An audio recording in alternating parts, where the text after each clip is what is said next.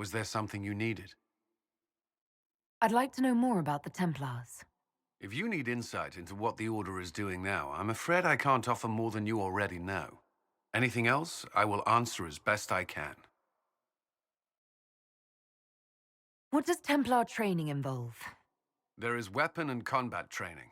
Even without their abilities, Templars are among the best warriors in Thedas.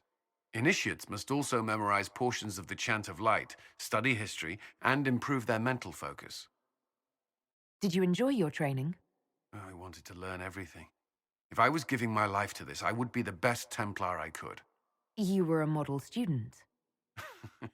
I wanted to be. I wasn't always successful. Watching a candle burn down while reciting the Chant of Transfigurations wasn't the most exciting task. I admit, my mind sometimes wandered. Why did you join the Order? I could think of no better calling than to protect those in need. I used to beg the Templars at our local chantry to teach me. At first, they merely humored me, but I must have shown promise, or at least a willingness to learn. The Knight Captain spoke to my parents on my behalf. They agreed to send me for training. I was 13 when I left home.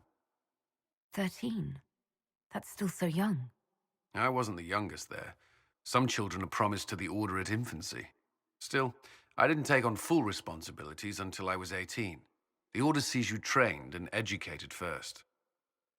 What about your family? Did you miss them? Of course, but there were many my age who felt the same. We learned to look out for one another. Prior to the Conclave, I'd only encountered Templars in the Circle.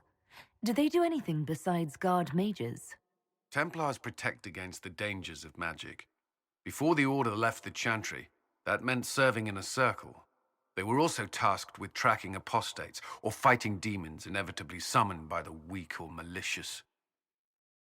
What do you think of mages? Are they all a threat?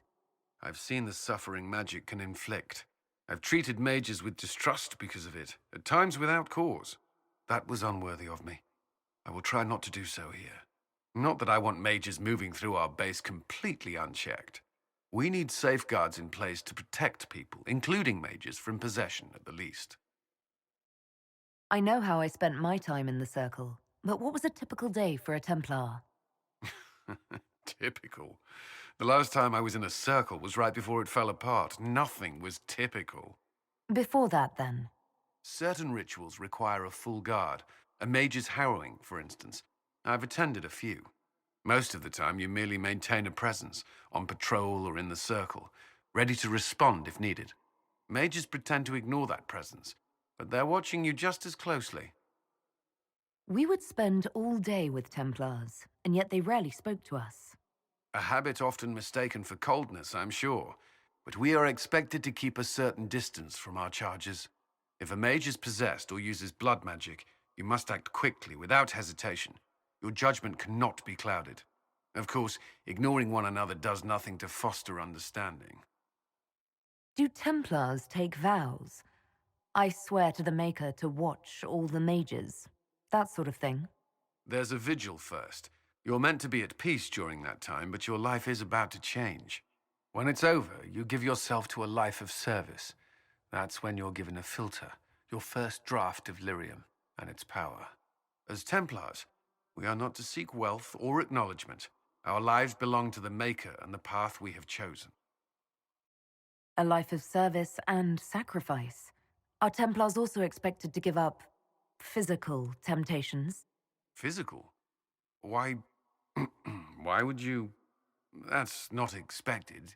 Templars can marry, although there are rules around it, and the Order must grant permission. Some may choose to give up more to prove their devotion, but it's not required. Have you? Me? No, I've taken no such vows. Maker's breath. Can we speak of something else? That's all I wanted to know. Thank you. Another time, then.